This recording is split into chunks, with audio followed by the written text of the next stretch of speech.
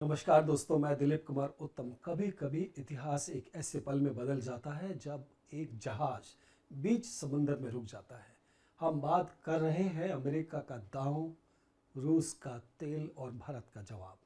वो कहानी जिसने दुनिया को सोचने पर मजबूर कर दिया। ये बात उस दिन बाल्टिक सागर की है जब लहरों के बीच फ्यूरिया नाम का एक विशाल तेल टैंकर अचानक रुक गया।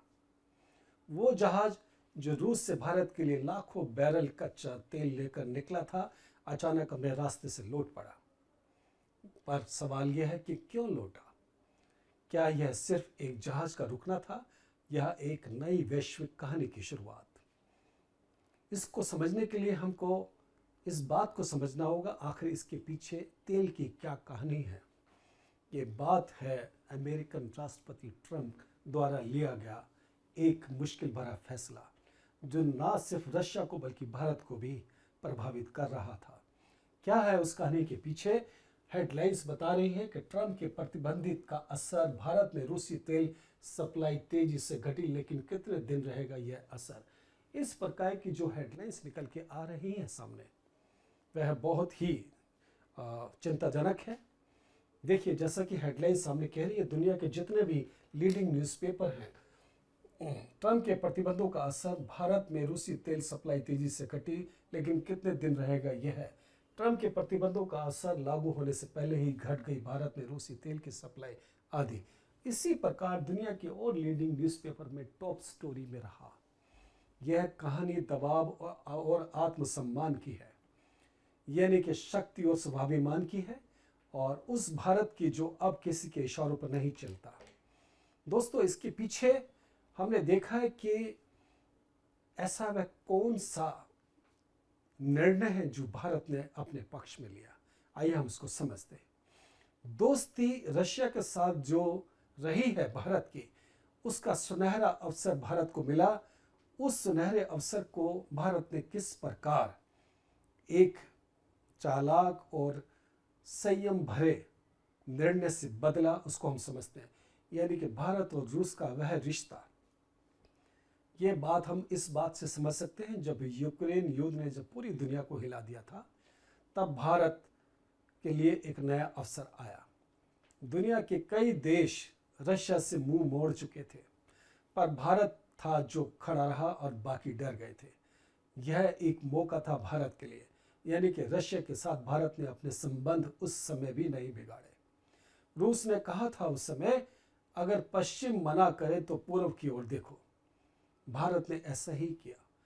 पश्चिम से अभिप्राय है कि अगर America, European countries, western countries अगर किसी भी सैंक्शन को लगाती है, मना करती है, तो रशिया उसके लिए तैयार है, यानी कि पूर्व की ओर देखो। तब यह स्लोगन कहा रशिया ने कि अगर पश्चिम मना करे तो पूर्व की ओर देखो। और भारत ने जवाब दिया, हम वही खरीदेंगे जहां हमारे देश का हित हो। यानी कि भारत ने अपने देश के हित को सर्वोपरि रखा। कुछ ही महीनों में भारत रूस से तेल खरीदने वाला सबसे बड़ा देश बन गया। इस प्रकार पहले रूस, जहां तेल का आयात, रूस से आयात 1% था भारत का, अब वो बढ़ करके 38% हो गया। सस्ता तेल आया, महंगाई रुकी और भारत ने अरबों डॉलर बचाए अपने। दोस्तों, दोनों देशों के लिए यह वरदान साबित हुई बात। पर हर सफलता के पीछे एक चुनौती होती है, और वो आने वाली थी। वह कौन सी चुनौती थी? हम सभी जानते हैं, राष्ट्रपति ट्रंप जो अमेरिका के राष्ट्रपति हैं, उन्होंने चुनौती दे दी ना सिर्फ रशिया को बल्कि भारत को भी इस चुनौतीपूर्ण संघर्ष में बीच में डाल दिया। वह दिन आया जब प्रतिबंधों का तूफान आने लगा। जैसा कि हम स्क्रीन पर देख पा रहे हैं, अमेरिका ने दुनिया के सामने एक नया दांव खेला। रूस की सबसे बड़ी तेल कंपनियों पर ऐसे प्रतिबंध लगाए जिन्होंने पूरे ऊर्जा बाजार को हिलाकर रख दिया। वह कंपनियां थी रोज नेफ्ट एंड ल्यूकॉयल। यह दो कंपनियां हैं, हम स्क्रीन पर देख पा रहे हैं। इन दो कंपनियों के मार्फत अमेरिका ने कहा, जो इन कंपनियों से तेल खरीदेगा, जो देश, उन देशों से अमेरिका आयात इंपोर्ट नहीं करेगा। चूंकि भारत इन दो कंपनियों से तेल खरीदता है, तो भारत के लिए एक चुनौती सामने थी। इस चुनौती को किस प्रकार से भारत ने निपटा, कैसे अपनी ऊर्जा को बनाए रखने के लिए कौन से निर्णय लिए, और इस प्रकार इन प्रतिबंधों का क्या खतरनाक असर हुआ, आइए उसको हम आगे पढ़ते हैं। चूंकि अमेरिका ने यह सेकेंडरी सैंक्शंस लगाए थे, प्राइमरी सैंक्शंस वह पहले ही लगा चुका है।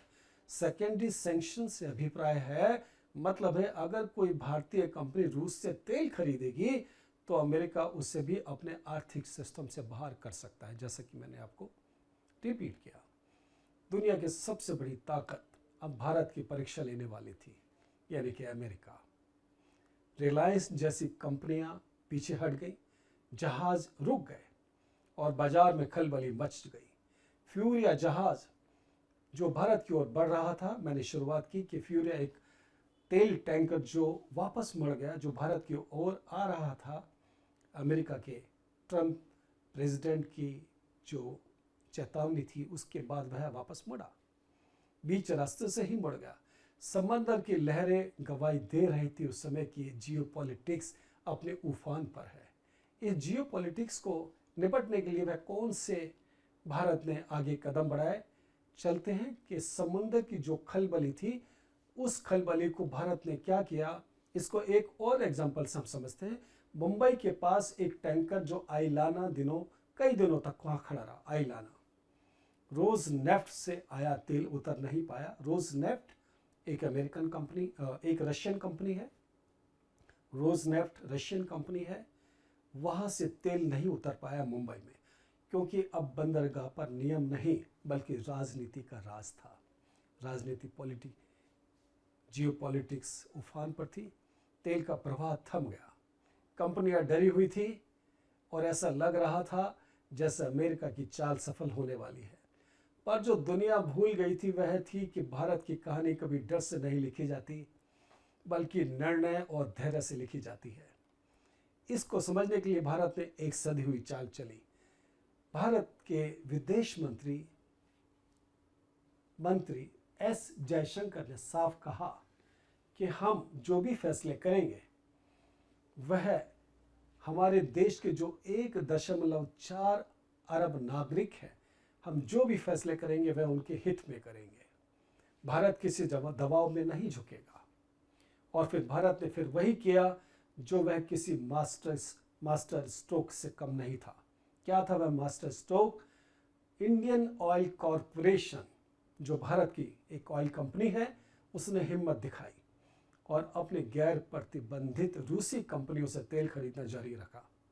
यानी कि इन दो कंपनियों पर जो प्रतिबंध लगाया था अमेरिका ने, उसके अलावा जो गैर प्रतिबंधित कंपनियां थी, रूसी कंपनियां, उनसे तेल लेना जारी रखा। और भारत अब निर्णय का पालन नहीं करता इस प्रकार, बल्कि निर्णय को बनाता है। भारत दिखाता है कि वह किसी दबाव में आने वाला नहीं है। साथ ही भारत ने अमेरिका से तेल खरीद भी बढ़ा दी। उसने अमेरिका के साथ भी अपने रिलेशन नहीं बिगाड़े, बल्कि अमेरिका से भी अपनी तेल की खरीद बढ़ा दी, ताकि रिश्ते बिगड़े नहीं और अपनी ऊर्जा जरूरतें पूरी करती रहे भारतवर्ष। यह थी भारत की विविधता रणनीति और एक समझदार संतुलित चाल। इससे पीछे, इसके आगे क्या हुआ? एक नई शक्ति का उदय हुआ। दुनिया में एक नई शक्ति भारत के रूप में मिली। भारत के फैसले लोगों को, दूसरे लोगों को जो आहत थे उन्हें अच्छी लगी कि समुद्र की लहर हर एक संदेश लेकर आई थी उनके लिए भी। भारत अब सिर्फ एक बाजार नहीं, एक वैश्विक शक्ति है। इस कहानी ने 3 सच्चाइयां दुनिया के सामने रख दी। नंबर 1, रणनीतिक स्वायत्तता, स्ट्रैटेजिक ऑटोनॉमी। भारत अब किसी भी गुट का हिस्सा नहीं, बल्कि खुद एक ध्रुव है, एक स्टार है। दूसरी, आर्थिक व्यवहारिकता, इकोनॉमिक रियलिज्म। भारत जानता है कि सस्ती ऊर्जा सिर्फ तेल नहीं, बल्कि लोगों की उम्मीदों का एक ईंधन है। तीसरी रणनीति, संतुलित कूटनीति के नाम से बैलेंस्ड डिप्लोमेसी। भारत ने अमेरिका और रूस दोनों के साथ रिश्ते निभाए, पर झुका नहीं, बस अपने रास्ते चलता चला। इस प्रकार भारत ने एक नई कहानी गढ़ी दुनिया के सामने। वो जहाज फ्यूरिया भले ही बीच रास्ते से लौट गया हो शुरू में, पर भारत अपनी राह पर अडिग रहा। भारत ने अब वो देश नहीं भारत जो किसी की नीति का हिस्सा बने, वो अब नीति बनाने वाला देश बना। आज भारत कहता है हमारे फैसले वॉशिंगटन या मॉस्को से नहीं बल्कि दिल्ली के दिल से लिए जाते हैं। यह चांद एक ऐसा भारत जो अपने दांव खुद चलता है और अपनी किस्मत खुद लिखता है। नमस्कार दोस्तों, मिलता हूं फिर किसी दूसरे टॉपिक के साथ।